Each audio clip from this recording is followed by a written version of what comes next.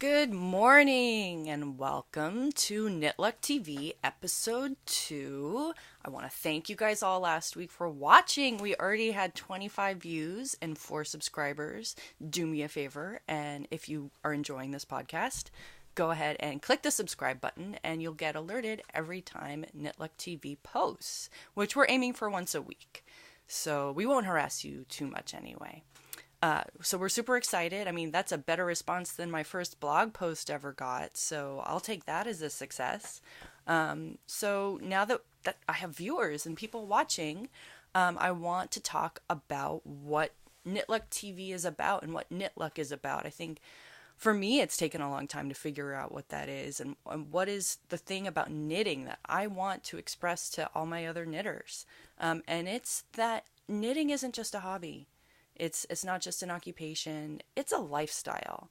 And that knitting can improve your life if you focus on it in the right way. And I will not hesitate to tell you that knitting changed my life.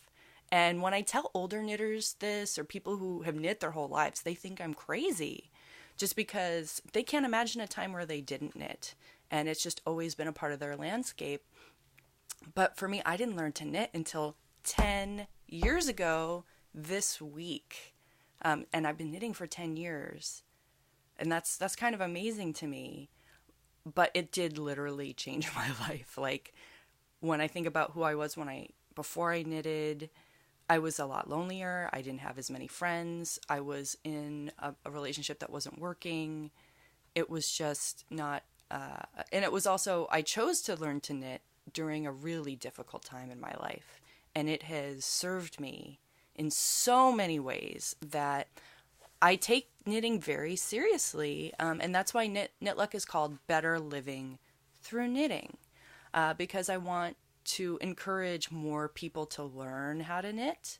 I want to support knitters out there and make them feel less alone, because that's what knitting has done for me.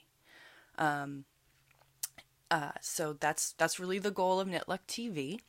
And I wanted to sort of talk about today, what is it to be in the knitting lifestyle? Like what kind of knitter do you have to be in, to really be an obsessed knitter where you put knitting as a main focus of your life lens, if you will. And for me, I was thinking about it. I'm like, well, I could just be a crafter and that would be a different identity. But I've done a lot of crafts. I've beaded, I've quilted, and the one craft that has sustained me cross stitch, also did cross stitch, and so tempted to pick that up again. But I just, that's a rabbit hole baby. Oh, that's trouble. But knitting has lasted me 10 years. I mean, tons of knitting projects, a couple sweaters, lots of socks. I'm now getting to the point where some of my knitting projects are developing holes. And that's heartbreaking, and we'll talk about that more in a different episode. I also, in later episodes, I want to talk a little more specifically and tell you my knitting story, my personal knitting story. But that's going to be for next week. So definitely tune in again next week. But today I want to talk about what qualities of a knitter makes them specifically an obsessed knitter. And because I believe that obsessed knitters are more likely to see how knitting connects them to other people, to themselves, and helps shape their lives, thus being knitting as a life changer.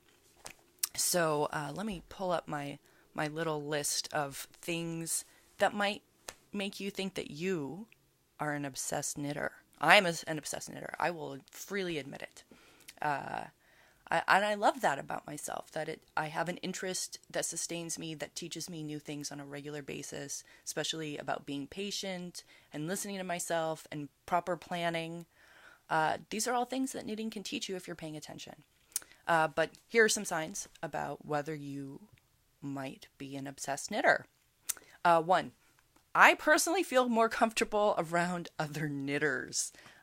That's my main way of making friends and meeting people. My best friends are also knitters.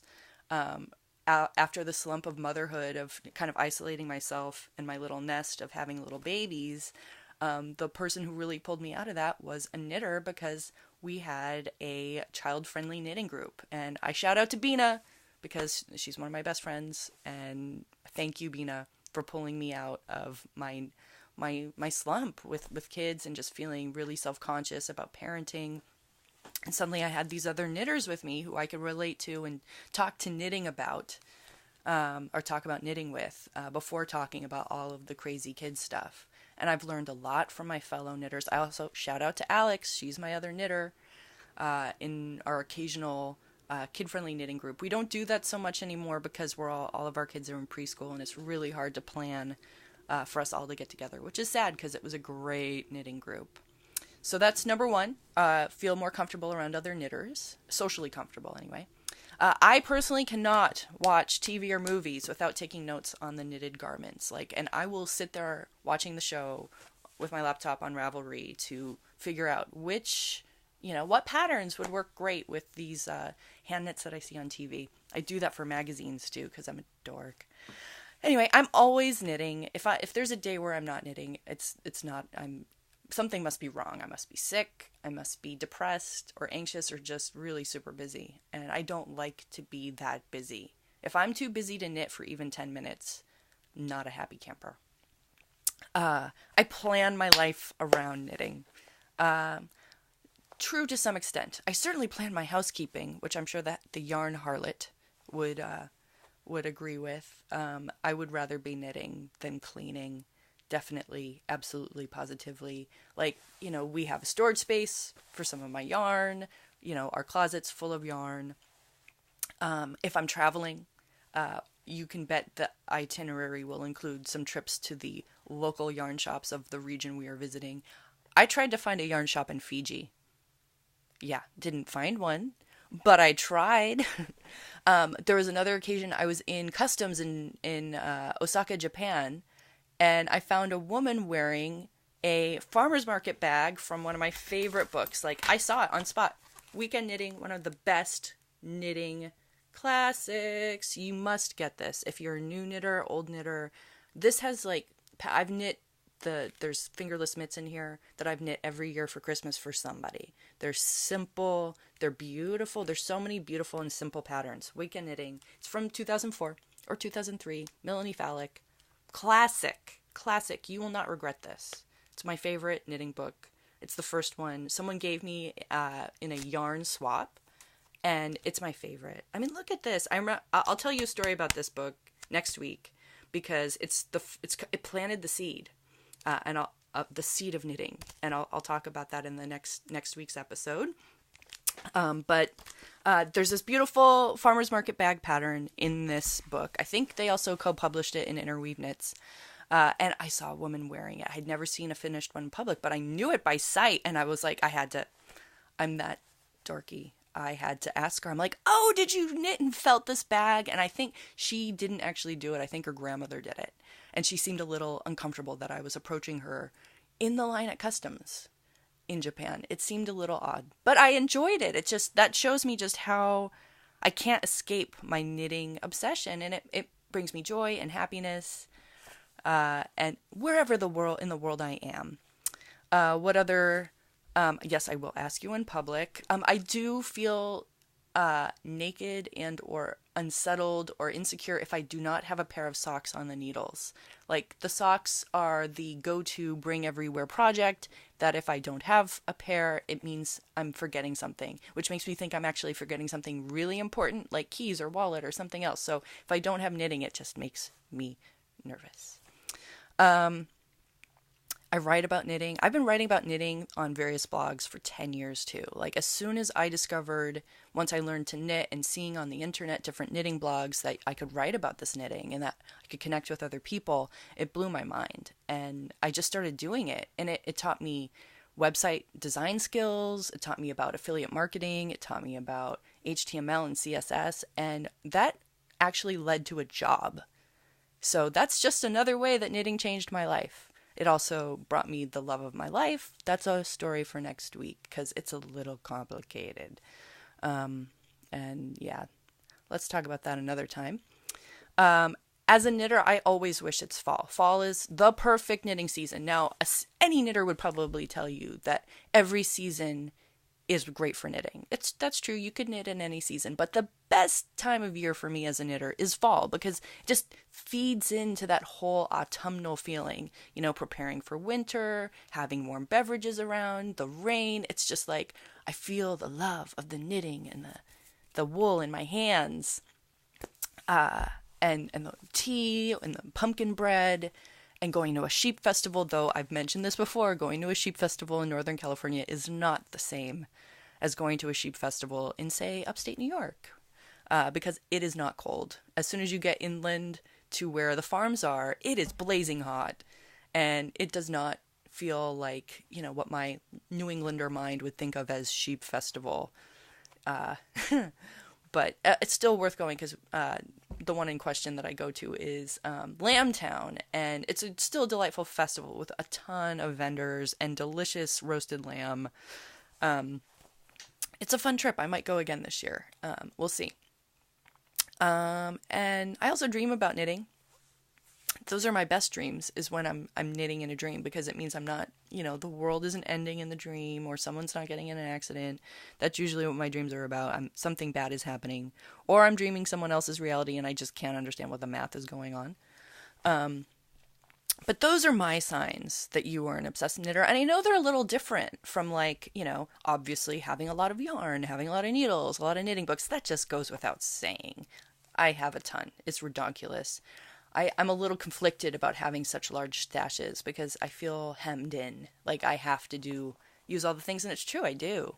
It's kind of silly to buy yarn without the intention of using it. But I think that's pretty obvious. But the things that I think set you apart from just knitter to obsessed knitter is the extent to which you allow knitting to flow into your everyday life, even when you're not knitting. Like travel plans, bringing it with you wherever you go, keeping an eye out for hand knits and wanting to connect with other knitters. I think that's the way that you make it a lifestyle, an identity, and not just a hobby. And I hope that you're on the same page as me about wanting to have those connections, because I when I talk about this, especially with older knitters, I just see this blank look on their faces.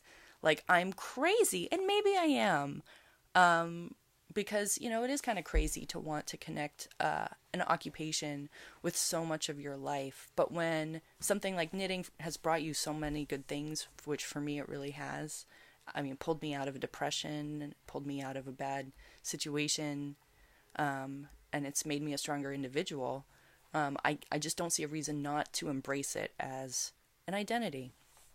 So I really would love to see some video responses. If you have a camera on your computer, you can find a way to do a quick YouTube. You don't have to buy a microphone. I will try so hard to hear you if your microphone isn't working. But that's what I wanted to talk about this week, and make you think about, what is your knitting identity? Maybe next week I'll try to think up, are there different kinds of knitter identities, like obsessed knitting identities? I can think of a few, and I'll work on it for next week. But like I said, I'm hoping this is sort of like your weekly quick knitting group when you don't have a knitting group. Like right now, my child-friendly knitting group isn't really happening, and it's just hard for me to get out of the house in the evenings to join another one. Not to mention, there isn't really one in a yarn shop that I want to attend, either for driving purposes or whatever. I just don't do it. I want that to change. Who knows how it will change? I would love to see a yarn shop open in South Oakland or East Oakland. That's unlikely to happen. Or San Leandro. But there's seriously, they talk about grocery store deserts. There's a yarn shop desert between Oakland and Fremont, and that's a huge stretch of the East Bay. And I ask a lot of questions about that, because the communities that are served in that area are a little bit on the lower income scale. But I think that there are yarns that can still accommodate those people. But I don't have a lot of money to start a yarn shop. But I think about it a lot and would love to see knitting kind of makes some change in communities because it teaches so many amazing skills to everyone. Maybe I'm just a crazy, overly optimistic person. And I acknowledge the lucky, amazing things I've been blessed with and born with to make me think so optimistically. And I am grateful for that. But on to, I want to mention weekend knitting one more time. I mean, this is an oldie but goodie. And it's just got so many amazing, look at these fingerless gloves here. I mean, you could knit them every year. And I know many of the yarns in this book are discontinued, but they're very easily duplicated or replaced. Your local yarn shop, if you bring this in, you're like, I want to knit this. Your good yarn shop, one episode, we're going to talk about good and bad yarn shops. A good yarn shop is going to provide you with expert-friendly customer service and being knowledgeable. God, made up a word there. Being knowledgeable about yarns and how they behave according to different fibers and how tightly they're knit up. If your yarn shop store knows their stuff, they're going to be more than happy to find you a replacement yarn for something that's discontinued in a book. So this book, again, is Weekend Knitting, 50 Unique Projects and Ideas, photographs by Erica McConnell, written and edited by Melanie Falick. There's a beautiful pair of socks in here from Veronica Avery. I'm sure I'm spelling or pronouncing her name wrong.